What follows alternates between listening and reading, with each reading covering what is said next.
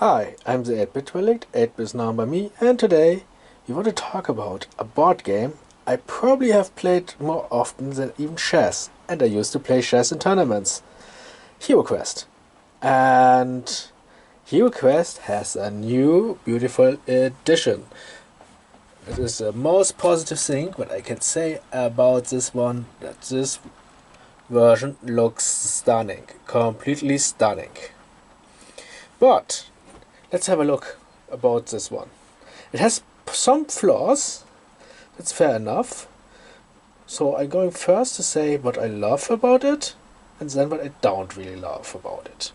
Now both things are valid. Okay, but first, what is HeroQuest?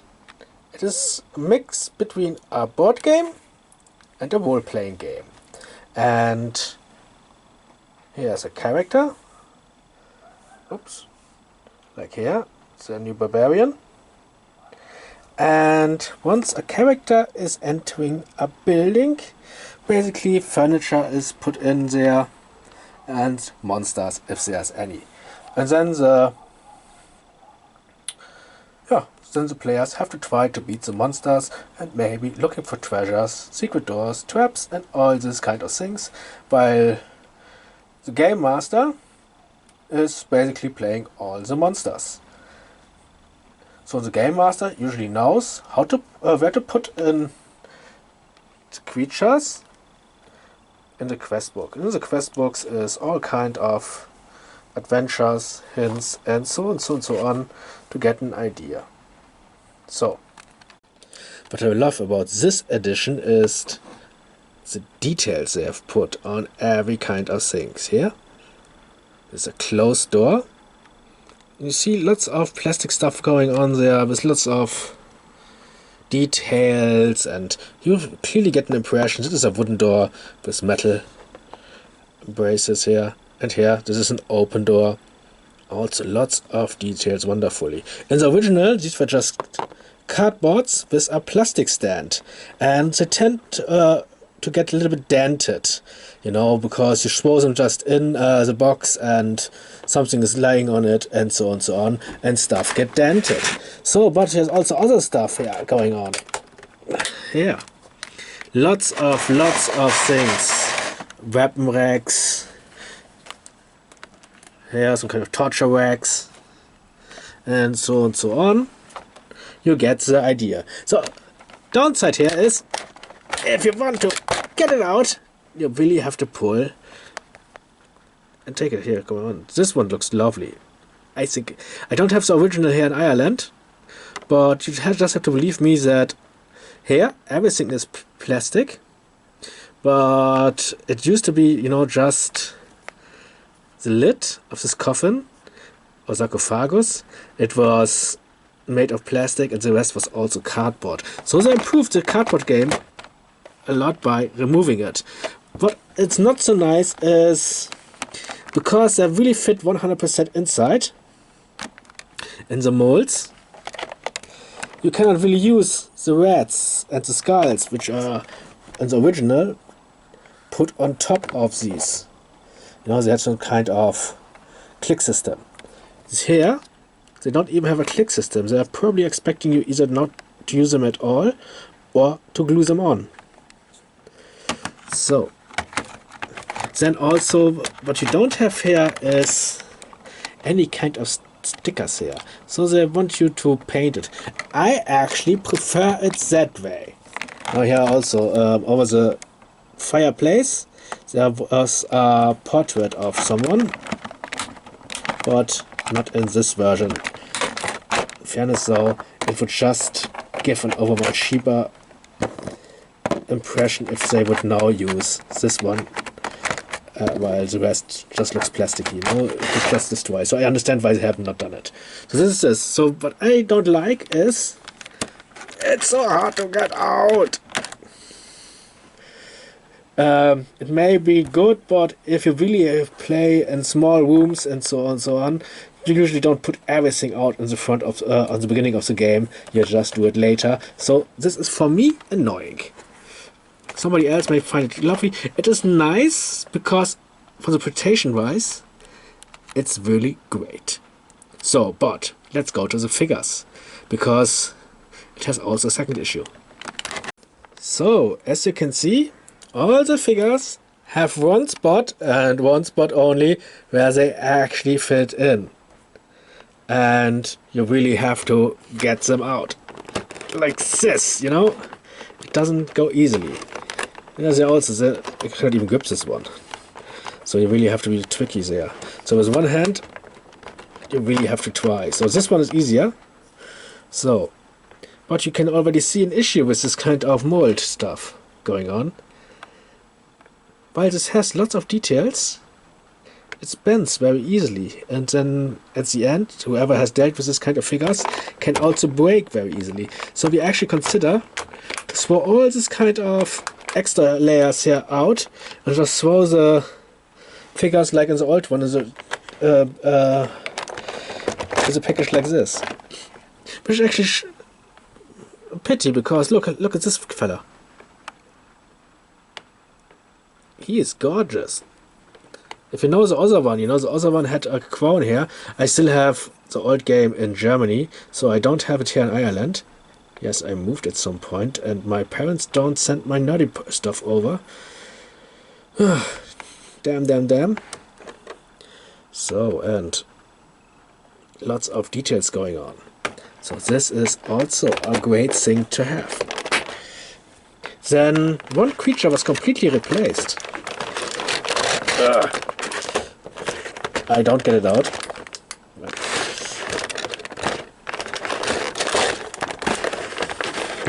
See what I mean? With one hand, there is not really a chance that you can get it easily out. So this guy, I love the new design. This is now called an abomination. I didn't have the English version of HeroQuest in the old one. We had the German Master Edition one. And these were then called female and look more like a troll with an elephant trunk. A little bit reptilian going on, but here, this one, with lots of details like a deadly Suahagen if somebody plays Dungeons and Dragons, or just like a Piranha Man. What I really enjoy here is, look at these. These are all orcs, but here's a female orc, here's a male orc, this male orc has a sword instead of an axe, and here's another female one with a club or mace. So this is actually quite cool that the same monster looks different. So you can go through all of these monsters. They have different versions of them, at least 2 different versions, if it's the same kind of monsters. And I really appreciate this one because it makes the game much more lovely. Much more lovely, but also here the details can kill this one. So, but what I really enjoy is, I used to play Alp or Elf a lot, depends on which language you play. And look, now they have a female elf. I'm a big fan of it because some people know that I came out as trans women, and I used to play elf, and now look, the elf is also female. I find this a nice touch. Probably meant nothing to somebody else, but my favorite board game made something for me. So, and you see lots of... Just go over there, don't pull them all out, because you actually could break them by pulling them out. But they all look lovely. Also here's a new dwarf. And so on, so on, so on. Here, but also strange is, these monsters, yeah, they all fit only, and only in a wee spot, which is only for them. Here, with one hand you can actually get them in nicely. But as you can see, the heroes, this is the red ones, are interrupted with monsters, just to make it fit, you know. It's a little bit, for me the aesthetic is, you know, gone a little bit. And lots of creatures. So this is just an overview of this, what it happened, because there's also another change. This is a master screen. And I used to play the old game a lot, so just believe me if I say that the monster shard has changed a little bit. So not only the abomination has a different kind of symbol and look, but also body points. Back in the day, each monster had only one body point. And now they have standardized that abomination onwards. Mummy and Dreadlord and Gargoyle have more than one, which is a big different, because it makes the game a little bit harder. It makes sense to make it a little bit harder because it used to be easy at some point, at least when you played as often as we did. But in this case, yeah, it is sad. This is a main item there. Also, what changed is, look, this HeroQuest symbol is only for the people who knew the old game. Is now on a linked egg. It used to be on this side, which actually makes sense because the quest book is written in a way that you read from there. So to have it here is just confusing if you know the old game. It also takes space away for the player who sits on this edge. So, and here, it was actually great that here, it's not much, but you know, you just had a HeroQuest. It's just that you know how to position your the map. It was a little bit of a gaming help, so I don't know why they updated this one. And another item what I noticed is, I hated it in the first game, so it's not about this one, but the first mission, it's very unclear what you need to do. So they changed it a little bit now, and it looks like that you have now to destroy Ferak. Which is fair enough. At least in the German edition it was unclear, but now also, why do they mention this tomb? Do you have to go to the tomb? And in the German translations original it was a little bit like, I wasn't quite sure if you just have to touch the tomb and run away and just leave the whole gargoyle stuff out, which is fair enough. But no, listen, this is now the very first mission, and even though now you have only to kill the gargoyle and they make it clear. Now the gargoyle has body points, so you have to do as a first mission something which is a little bit more extra. But also, this game has this map has two mummies, and look, one of the mummies, and it's the first mummy, not the second mummy, you see, has special rules. In a first adventure, I find it very hard to do. So this is just for comparison reason. This has much less stuff going on.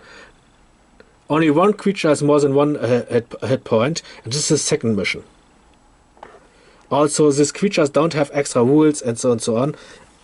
That is something I really don't like in the first game. And because they now gave the monster extra hit points, I think that this trial mission just became unreasonable harder. And we played the game again, and as a game master, or sorcerer, or whatever you want to call the bad guy in Zagon, now he's called, I beat the whole hero stuff. And in a trial mission, you should not be able, as a game master, to beat the heroes. It's demotivating and so on. And the second one went much smoother. I actually convinced the players to play the second one and not to play the first one again. So yes, so this was HeroQuest. Overall, I love it. I will get more stuff of it because I'm a huge HeroQuest nerd. And if I ever go back to Germany to my parents' place, I will also send the other HeroQuest board game to Ireland, because I have quite a bunch of HeroQuest stuff and I still love this game. I also was taking part in the Spanish campaign, but then first, I guess it was Kickstarter or Indiegogo, can't remember. First this was cancelled, and afterwards the Spanish guys made on their own website an own pre-sale or Kickstarter campaign, whatever you want to call it, without actually involving one of the crowdfunding items. But they went away with the money, and somewhere 1 year or 2 years later, they haven't responded to anyone yet, so they have my money. But now we have this game here, and I'm very happy with it. I will get lots of expansions. I will buy every shite that's coming out with HeroQuest, excuse my language, just because it is really the only board game I played almost as often, or more often, I don't know, as chess. I'm the 8-bit relic, 8-bit now by me. And if you want to play a affordable, lovely designed game, get HeroQuest. All the best, and bye-bye.